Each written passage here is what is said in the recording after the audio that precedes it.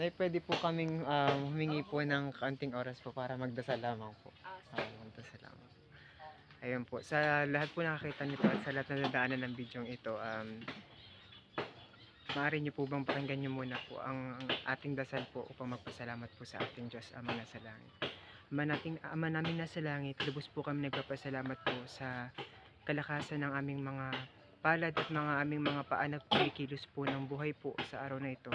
Salamat po sa bawat segundo at minuto na binibigay niyo po sa amin. Ang buhay na ito ay magkaroon po ng malaking kabuluhan po sa araw po na ito ng ayon po sa inyong kagustuhan.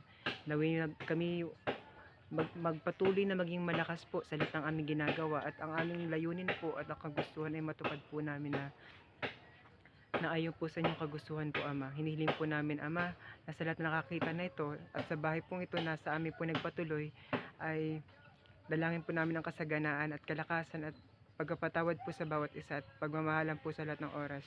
Hinihiling po namin lahat ng yon at nagpapasalamat po at ne-bless po ang bawat isa sa pangalan ng aming Panginoong Hesus Kristong tagapagligtas. Amen. Amen. Salamat po. Thank you po.